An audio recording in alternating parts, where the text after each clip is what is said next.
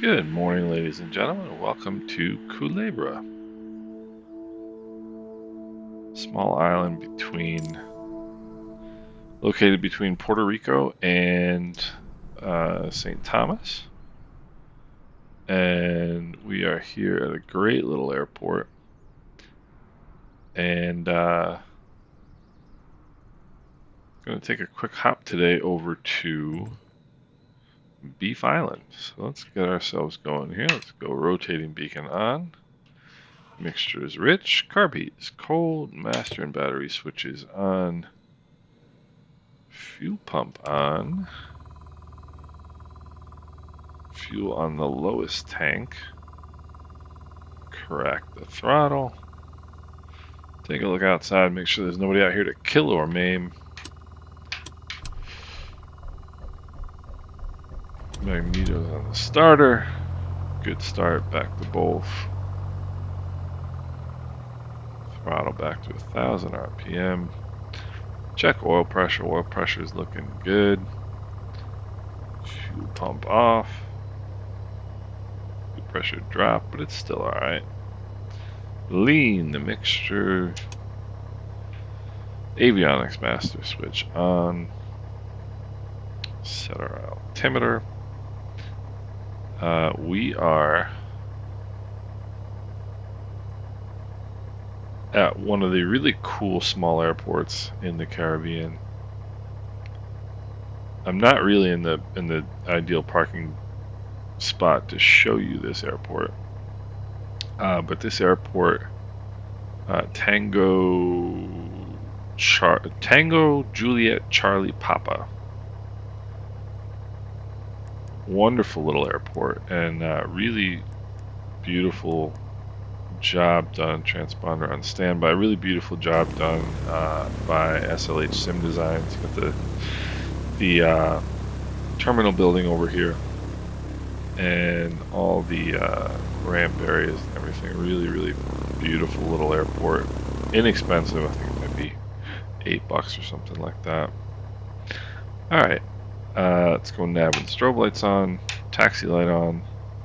I don't know if this airplane has a taxi light, to be honest with you. But parking brake is released, and let's get moving here. And as soon as you start moving, check your brakes. Now, next thing we want to check. As you make your first taxi turn, make sure the turn coordinator turns in the same direction as the turn and that the ball swings to the outside. Both of those happen here. Make sure you can check your heading indicator against known headings. Here we know we're heading roughly heading 330. We know that because that's the runway number. So we know that heading is roughly correct. Obviously, a real airplane would be. This is actually it looks like a slaved heading indicator. And the other thing, which means that this actually doesn't precess and give you incorrect readings. The other thing you want to look at is your magnetic compass. Make sure it's full of liquid, and that liquid is alcohol, which is why one of the reasons why they call it a whiskey compass. Make sure it's full of liquid and moving freely.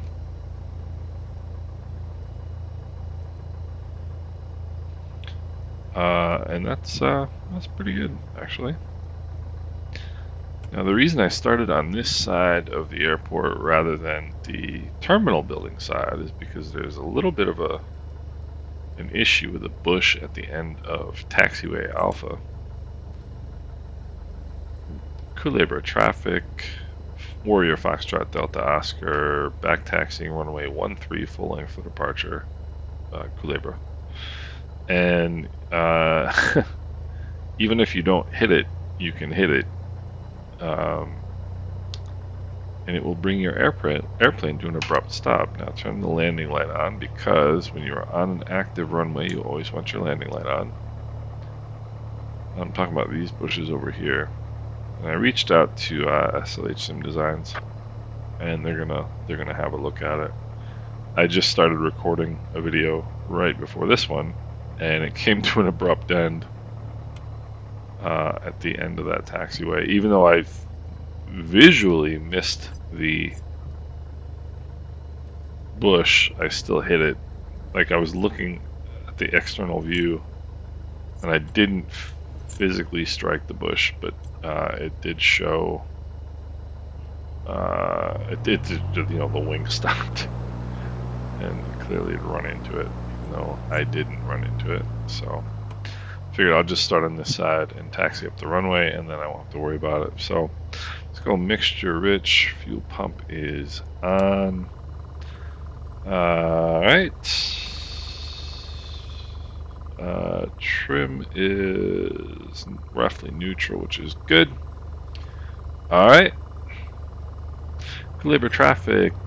Warrior Foxtrot Delta Oscar taking off runway 13, left crosswind departure to the east. Culebra. Alright. Takeoff power is coming in. Takeoff power is set. Engine instruments are in the green. Airspeed is alive. Trying desperately to stay on center line. And there we go.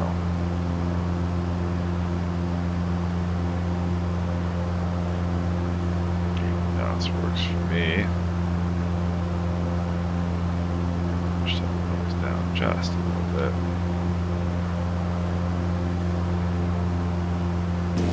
Let's get outside, get a look at this beautiful airport and island.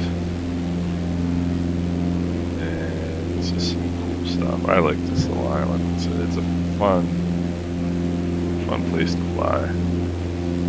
It's a very challenging approach. The approach, you come in through here and hang a hard left. It's a maneuver of an approach. 1,000 feet AGL. Turn the fuel pump off. Check your fuel pressure. Fuel pressure is just fine. I'm going to continue. Straight out departure here.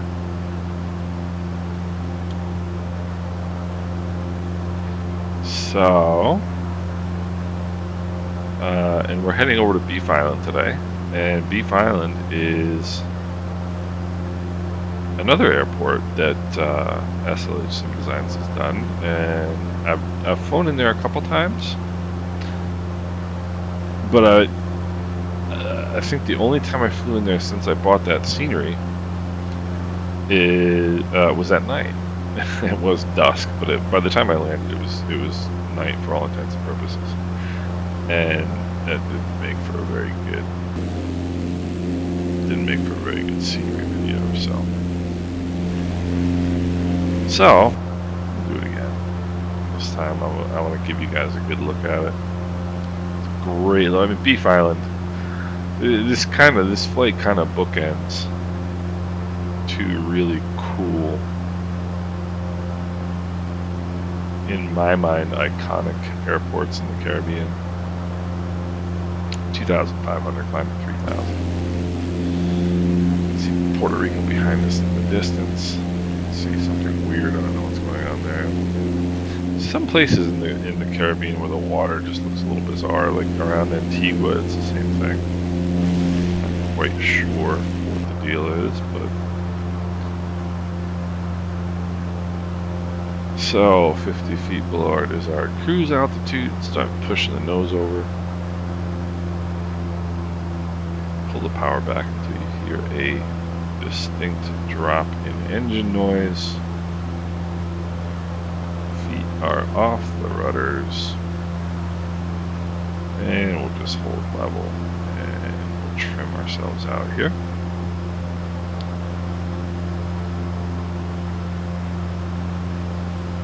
And what's amazing is oftentimes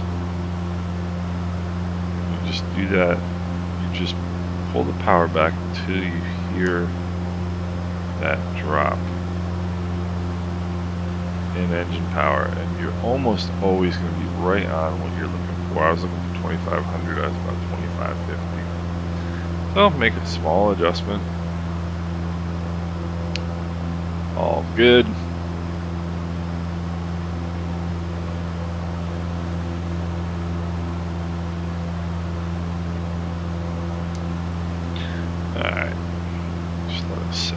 about that.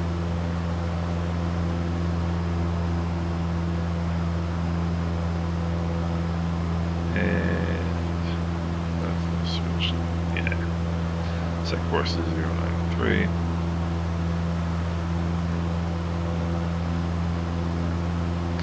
Sounds like a reasonable plan. Alright, so as you can see, it's a pretty clear day. That's St. Croix down there. I mean, you can see a good ways today. We're going to be going past St. Thomas, St. John,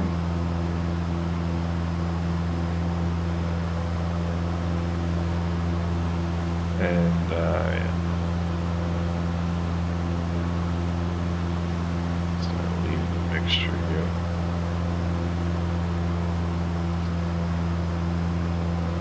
Transponder, good idea to squawk altitude. Why not, right?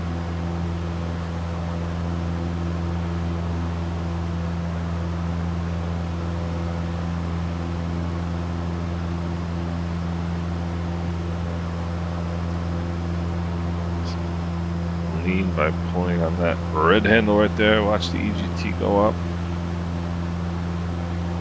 And when that EGT stops going up and reverses direction, that is your peak EGT. See that? See how it just switched directions? Now you just start pushing this back in, and you want to drop it about 2 lines, 2 small lines there.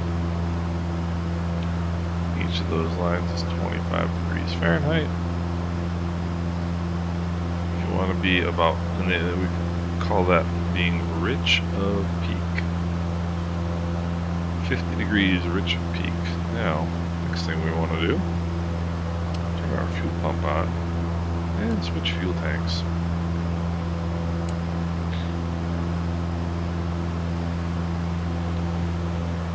And I'm now getting a little irritated at being 200 feet below my cruise altitude, so we'll correct that. Yeah, let's make sure everything's set here.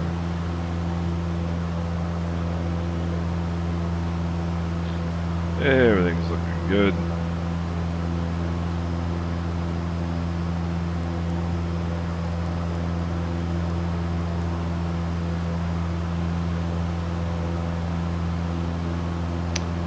St. Thomas Airport here.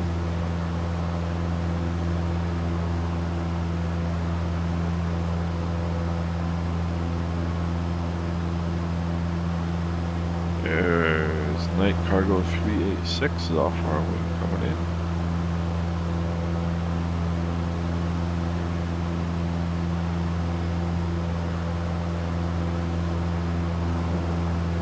I don't have live traffic on. And I really kind of actually, so normally what they say is that if you're on VATSIM, you shouldn't have live traffic enabled. Because, you know, that can conflict with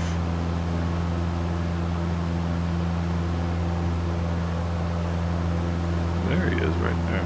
See that? Because the live traffic can conflict with whatever's going on VATSIM.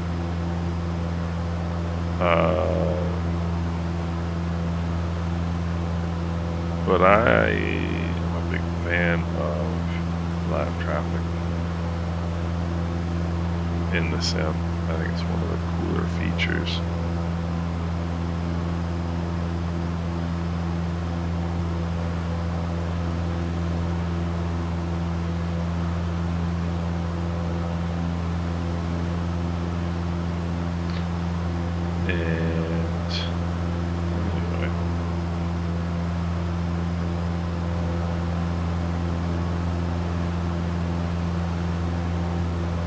That is not that's not VATSIM traffic. That is definitely live traffic.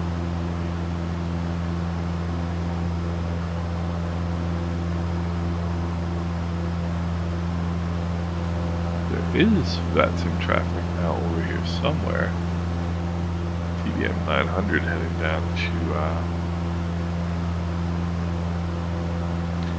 down to Princess Juliana, which is really kind of cool.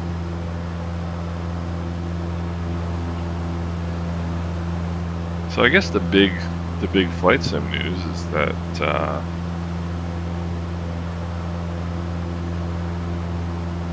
that Sim Update 12 has dropped, as the kids would say, in the last day. I've been on the beta for, probably 4 to 6 weeks now, so it's nothing new for me, although when it did update, when the sim updated yesterday, I did get some new files in the Microsoft Store to download, and I also got new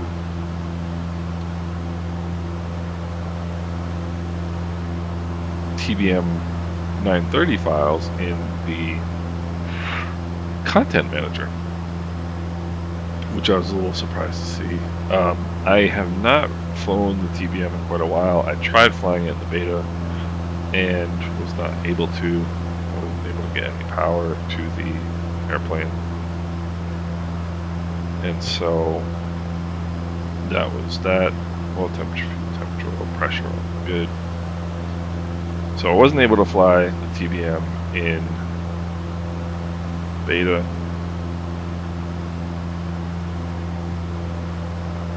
Even though I really wanted to. And now I don't have my Honeycomb Bravo because I had to send it back to get it replaced. There's St. Thomas Airport right there. I'm doing something right now that my instrument instructor chided me for, which is tolerating an altitude deviation. If I'm at 3,200 feet, I want to be at 3,000 feet.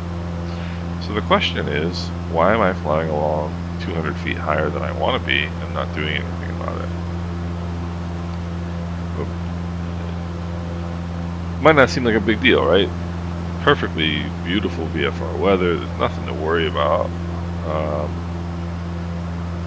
But it's just a bad habit, because if you're at 3,200 feet, you're borderline on the edge of... So an altitude deviation in IFR flying is 300 feet above or below your assigned altitude. So let's say you're 200 feet above your assigned altitude and you tolerate it. If something should, you get an updraft, and lo and behold, guess what? You are now 300 feet above your assigned altitude, and that's an altitude deviation.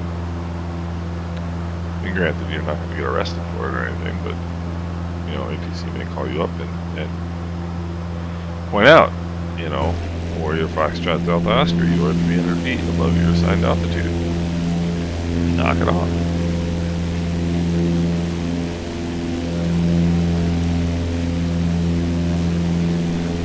And so I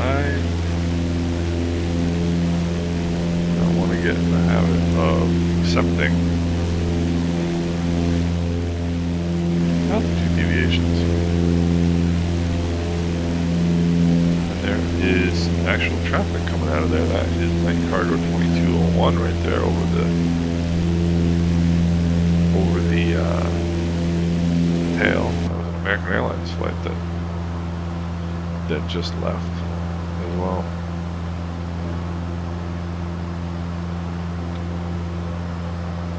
So when I updated to Sim Update 12, I was already on Sim Update 12. When I updated it, yesterday, the sim reset all my settings. And I don't know what logic or process it uses to decide what it's going to set your sim to when it does change your settings. But in my case, before the update, I had that on DX12 and it was working beautifully.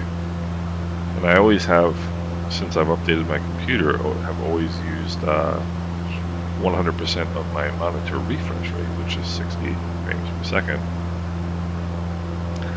And the update kicked me back to DX11, which is fine. DX11 has always worked well. But it also put my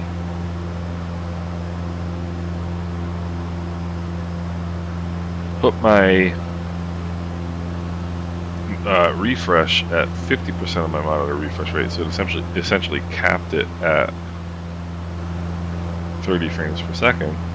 But it also turned on motion blur, which I like to refer to as vomit mode.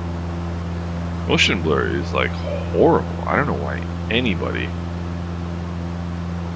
would turn motion blur on. I mean, when you turn your head like this in real life, nothing blurs. I just don't get it. I don't understand.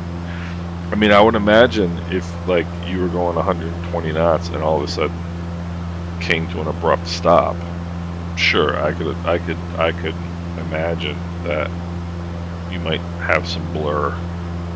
Or like, you know, if you're flying a fighter jet, for example, and you make an abrupt, you know, high G turn, something like that. Yeah, okay, I can understand that might result in some motion blur. I strongly doubt. There's an Ameriflight. Man, place 6909 right there. I strongly doubt that if you turn your head in a Piper Cherokee like this, that there's going to be any blur involved. So, and it's appalling. So I'm watching this traffic right here. So I'm pretty sure now that the sim has turned on live traffic, because I'm following my flight in ForeFlight, and I have traffic enabled in ForeFlight, and that is what I'm seeing is actual live traffic. I mean, that is destination ATIS is 127.75. Okay, and that is actually there in the real world, this traffic, which I think is pretty cool. I think it's pretty cool. I like having live traffic on, even though you're not really supposed to in VATSIM.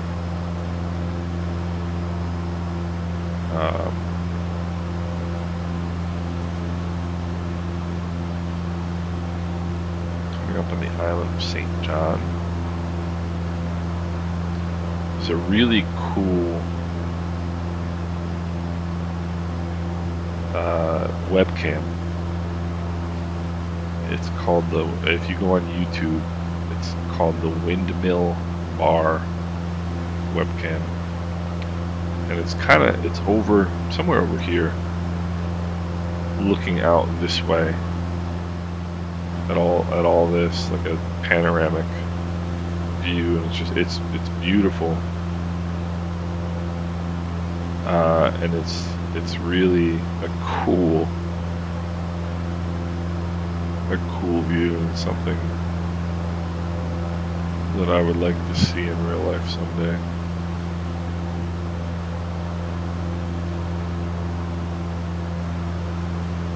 I mean, it's not like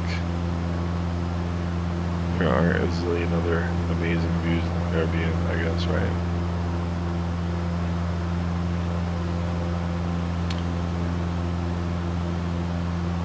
So much of the island of St. John is made up of the Virgin Islands National Park.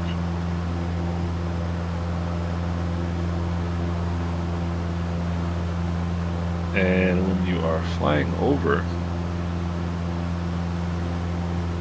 national parks like this, or any sort of like sensitive nature area, I forget exactly what the restriction is. It's just a recommendation. It's not a requirement, but it's recommended that you stay. I think it's 1,000 feet AGL above ground level.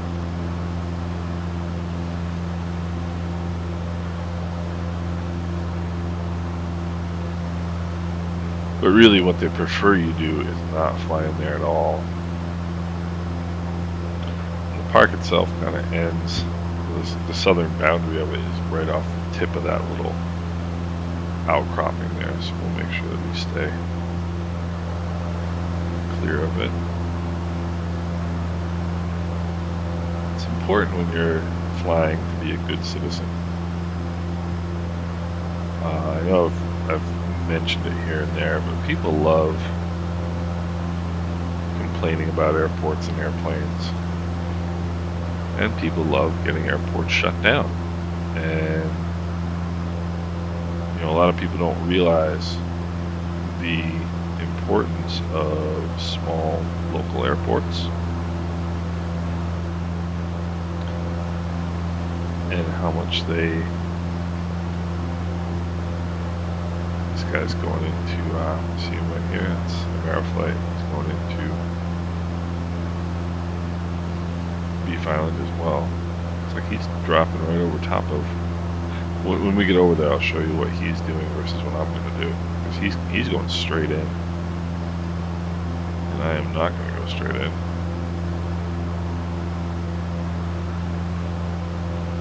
And I will show you why.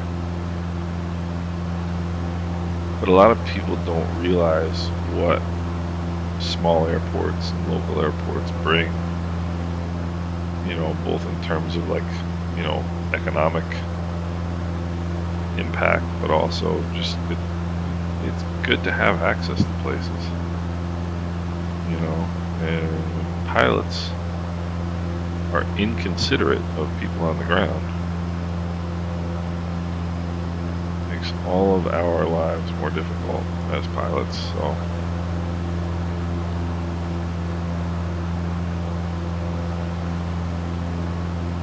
as my great Uncle John would say, it's nice to be nice.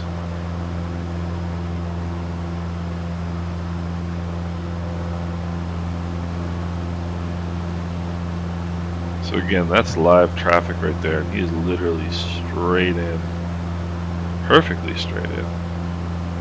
Runway 7 at Beef Island, you can see the airport is right here. He's gone right over top of the island here, inbound.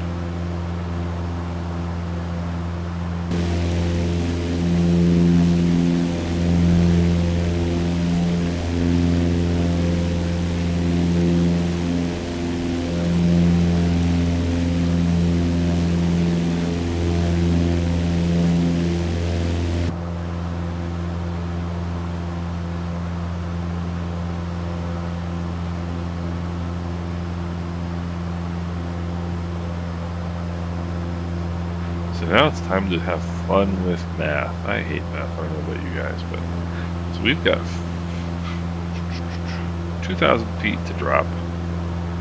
We are 7 minutes from the airport. We are going roughly 2 miles a minute.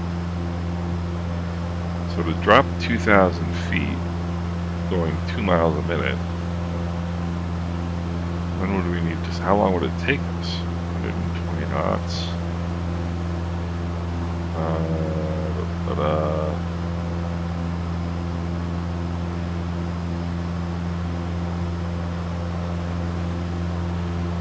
Drop 1,000 feet in a minute, right? No.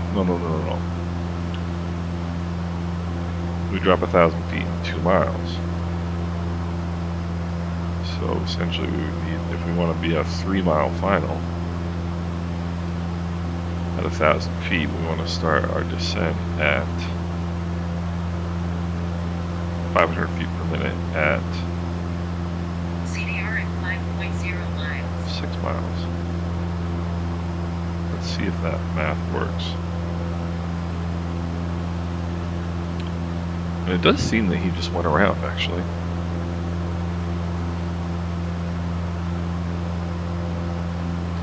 So we can get some weather. Beef Island traffic, Warrior Foxtrot Delta Oscar is 10 miles to the west, inbound runway 7, Beef Island.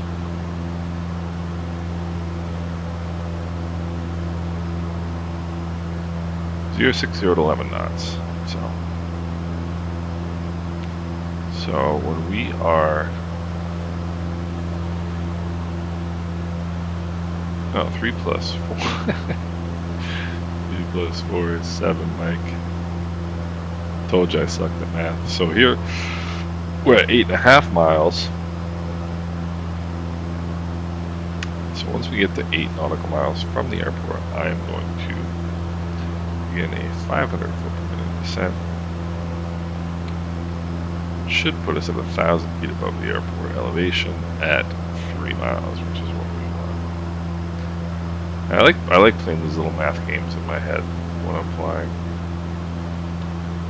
Let's see, oil pressure, oil pressure, oil temperature, all good.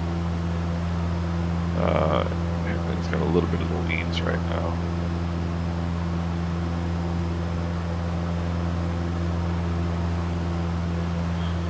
Fuel pump on, switch tanks here. Alright, and now I'm going to begin my 500 foot per minute descent. And how do you do that? You pull the power back. Usually about 200 RPM will do the job.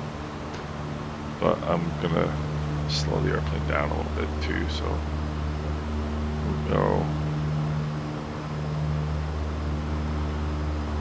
300 foot per minute, or 300 RPM. Reduction in power.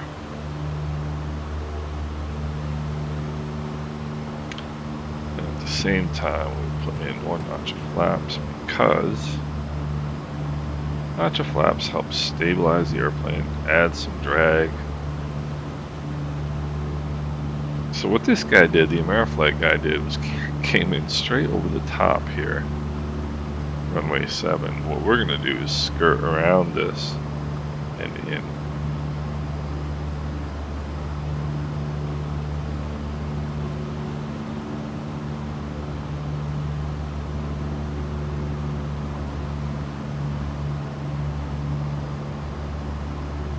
As you pull the nose up in a constant speed propeller airplane, it is going to,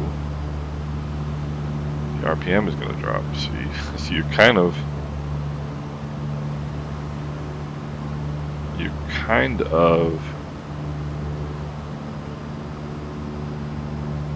creating what you're sort of working against.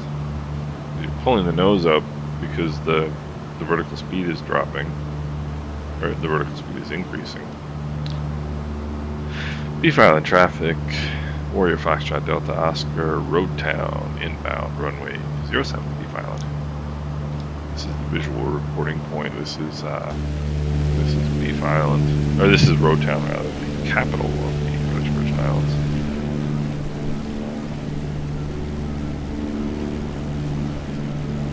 So as you're pulling the nose up to arrest the descent, the power, the RPM is dropping, which will cause the vertical speed to drop. So you're kind of doing one thing to stop the vertical speed from increasing. At the same time, the dropping RPMs is going to cause it to descend. I know I'm barely making any sense.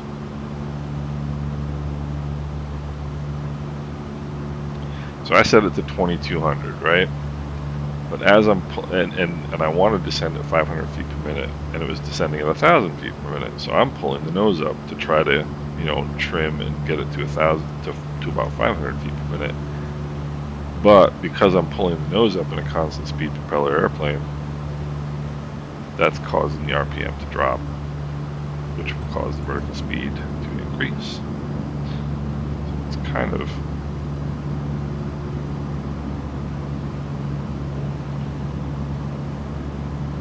fighting a losing battle. Second notch of flaps, fuel pumps on, mixture is rich, seatbelts are secure. See, he came right down over top of this, which is probably irritating to people that are down there.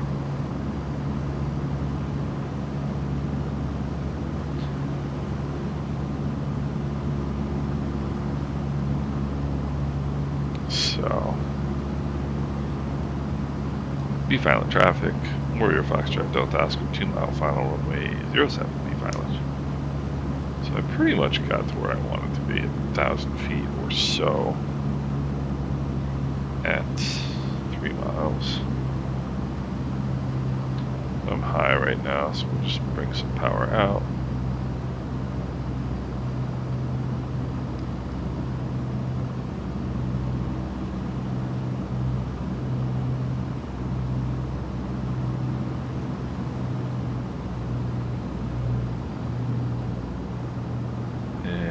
Get ourselves down on the glide path here.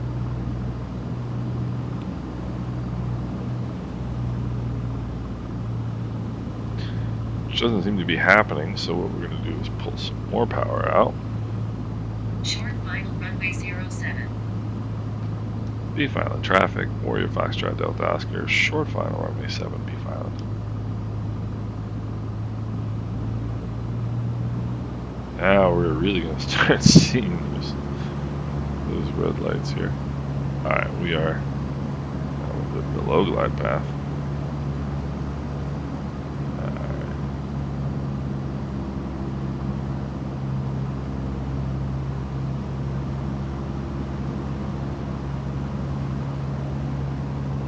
And you gotta fight to stay on glide path, fight to stay on center line.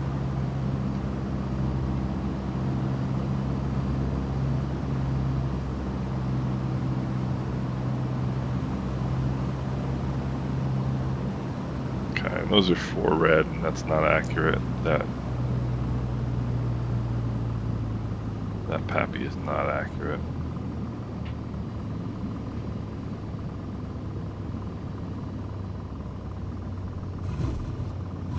And that was a plopper of a landing. There's a guy called 737NG Driver who's a YouTube personality. He's a 737 pilot, obviously, real life, and does some really cool videos for the PMDG, who he's the PMDG 737. He's involved in the development of it. He's one of the test pilots. And Beef Island traffic, Warrior Foxtrot Delta Oscar is clear of runway 7, Beef Island. And he did a video on how the PAPIs are not accurate in Microsoft Flight Simulator, and apparently Asobo insists that they are. But I'm sorry, I was just on a pretty good fuel pump off, mixture is lean for taxi, on a pretty good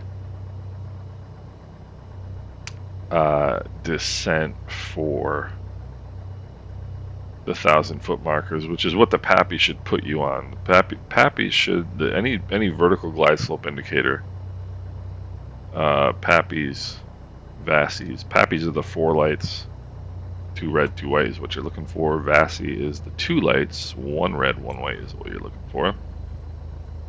So either of those should, I'm going to come up here, get a better view of the terminal as we park.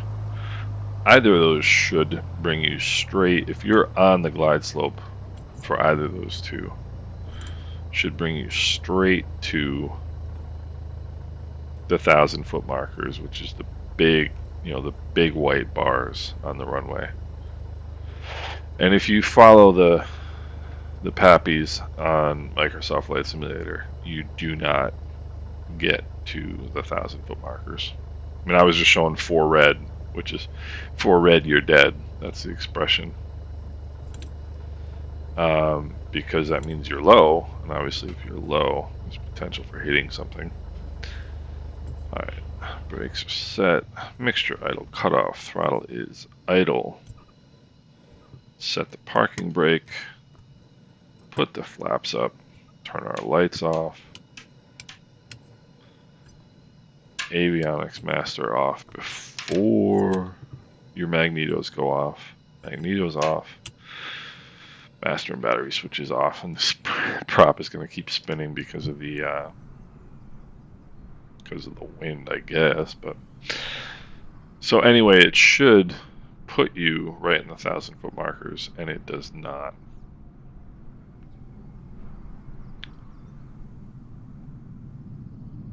So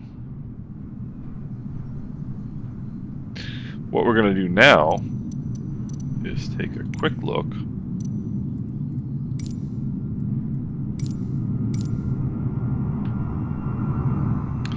at this really cool airport.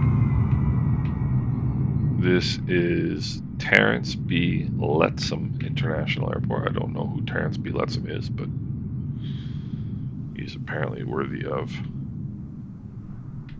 an airport. I shouldn't be so disrespectful, but this is the terminal building, and it's a really cool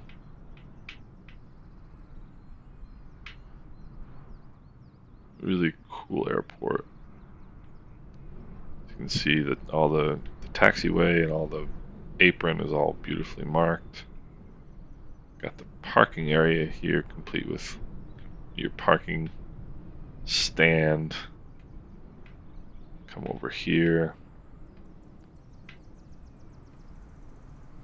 This is one of the things where I think SLH Sim Designs really excels. And there are 2 schools of thoughts on airports and airport interiors. Some people say, who cares? Don't need an interior. Some people actually complain that there are interiors because they think it has more of an impact on performance. I'm not sure how true that is. I guess it would probably depend on your system, right? But I frankly don't care one way or the other. I have airports that don't have interiors. I have airports that do have interiors. I don't usually come in and look around. I'll come in and look around first, when I first get it. That's pretty much it, so it's not really a big deal either way to me. But like, for example, SLH Sim Designs did Anguilla Airport, Clayton J. Lloyd International, and I know that airport like the back of my hand. And they did absolutely everything, every little detail. It's just amazing. And so, I think this airport might have cost $12 maybe. And the detail is just fantastic. I think they really, this sort of thing to me, I think is important. Like having, the exterior modeled, the hangars and things like that, and they do a fantastic job of it. You go over. I always love the fact that there are shipping containers everywhere in the Caribbean. It's just kind of a part of the landscape. And I haven't seen this one before. Let's go check this out. It's the cargo center. And anyway, I think SLH does a really good job in the fuel depot. Attention to detail is really cool, and they just do a really nice job. They do a really nice job, and the airports are fun. And they do, they've done this, they've done Anguilla, Clayton J. Lloyd, which is, to me, my spiritual flight sim home. Sorry about the vomit-inducing movement here. But they do, they really do some nice detail work, and they've done Point Pitre in Guadeloupe. They've done Desirade, which is a small airport in Guadeloupe. They've done Dominica, which is a really, really cool airport. And they've done this and the airport we left from. So I think they're fantastic airports. Really enjoy flying in and out of them. Just wanted to share that with you guys. And I hope everybody's doing well. I hope you guys are enjoying, hopefully, spring wherever you are. And there is Beef Island Airport in the British Virgin Islands. Hope you guys are doing well. Take care.